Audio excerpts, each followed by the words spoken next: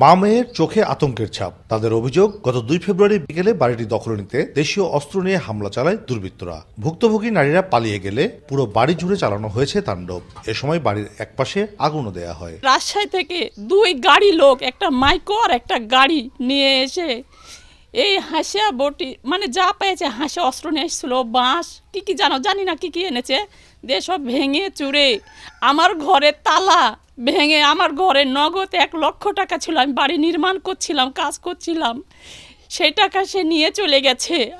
আর আমাকে রাতে এসে আবার ধুমকি দিয়েছে যে আমি যদি কারো কাছে যাই, কোথাও যাই, তাহলে আমাকে মেরে ফেলে দিবে, এমনকি খারাপভাবে ধর্ষণ করে মেরে ফেলবে, এমনি মারবে না। ভুক্তভোগী পরিবারের অভিযোগ, 15 বছর থেকে তানোরের আদিবাসী পল্লী হিসেবে পরিচিত ওই এলাকার খাস জমিতে বসবাস করছেন তারা।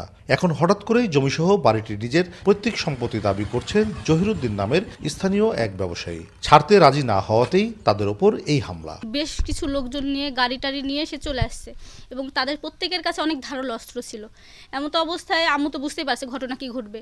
আম্মু কোনো মতো ওখান থেকে পালিয়ে গেছে। আম্মুকে যখন পারিনি তখন ওই যে গেট যেটা ভেঙে একবারে শেষ করে দিছে, বাসায় ঢুকছে, কাটাকাটি করছে, তালা ভাঙছে, ঘরের ভিতর ঢুকেছে।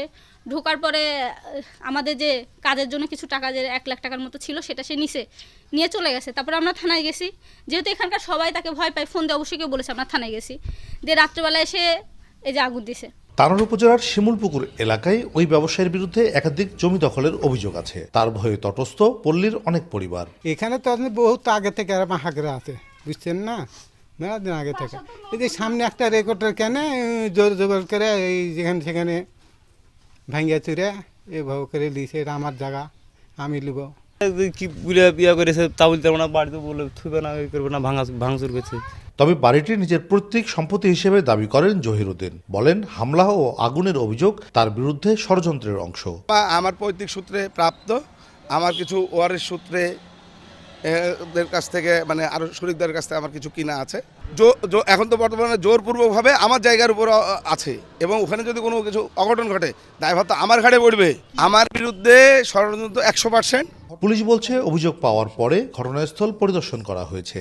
এ বিষয়ে নেওয়া হয়েছে আইনগত ব্যবস্থাও। ঘটনার সংবাদ পেয়ে দ্রুততার সাথে ঘটনাস্থল পরিদর্শন করেছে।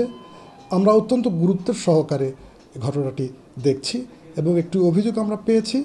ঘটনার যে সার্বিক বিবেচনা করে আমরা আইনগত প্রক্রিয়া হিসেবে আমরা মামলা রুজুর দিকে যাচ্ছি। পুলিশের আশ্বাসের পরও নিরাপত্তাহীনতায় ভুগছেন মা মেয়ে।